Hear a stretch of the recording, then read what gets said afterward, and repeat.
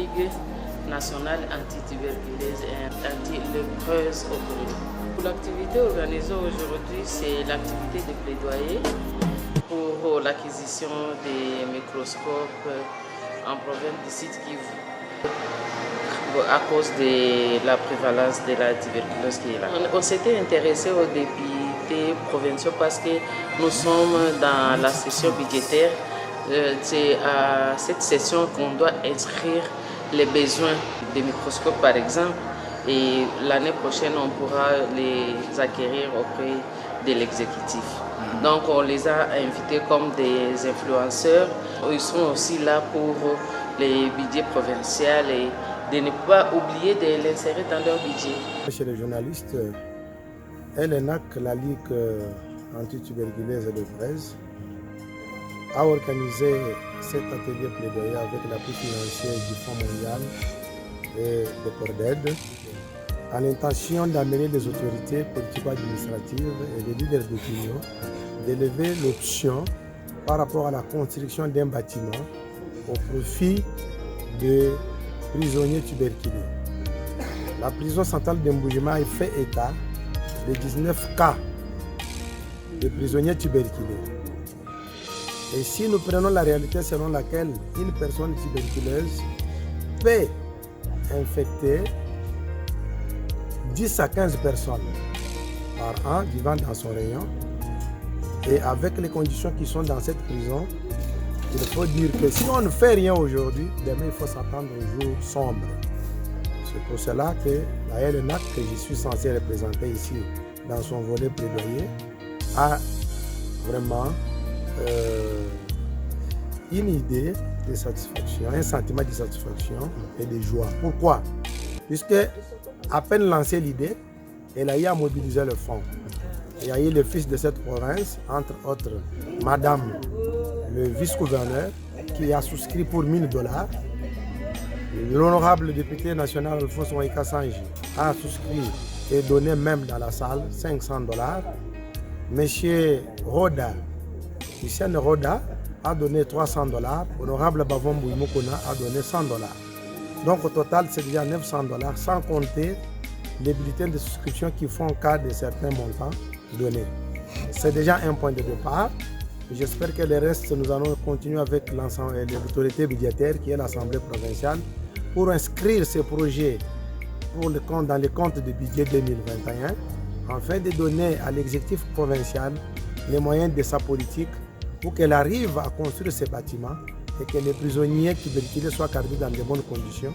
De cette manière-là, nous pourrons arrêter l'hémorragie et nous pourrons, lors de la redevabilité en 2022, dire aux bailleurs de fonds que nous avons joué notre part du contrat en tant qu'organisation de la société civile, en tant que gouvernement de la République démocratique du Congo au niveau du Kasaï oriental.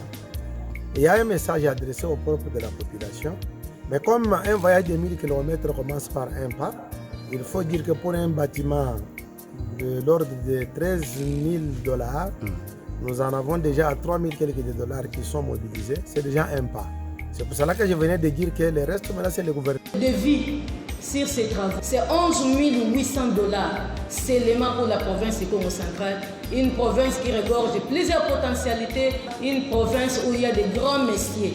Nous avons besoin d'intervention de la communauté, on a besoin d'intervention des églises, on a besoin d'intervention des chefs des entreprises, des leaders religieux. Et nous comptons organiser d'ailleurs une journée où nous voulons sensibiliser les leaders religieux en matière de la tuberculose. Nous comptons sur la collaboration de tous. Sur place, un fonds est récolté afin d'aider les malades tuberculeux.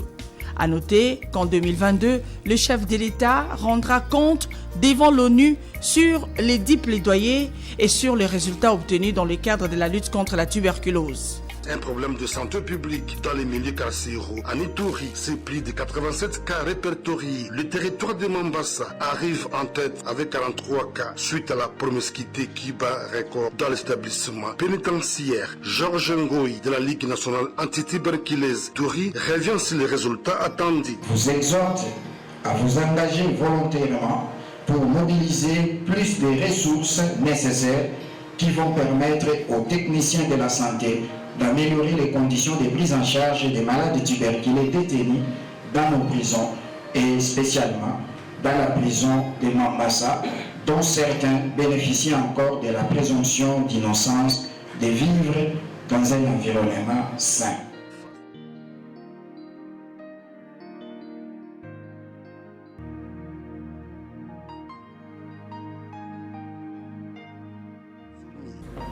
Eh bien, je souhaite à tous une très bonne chance et soyons tous intercédons auprès des personnes de bonne volonté qui pourront contribuer à mobiliser les ressources, bien sûr à la hauteur de à la longueur ou à la profondeur de votre poche, pour ne pas dire à la hauteur de vos moyens. Pharmaco-résistante et de la coefficient TB-VIH.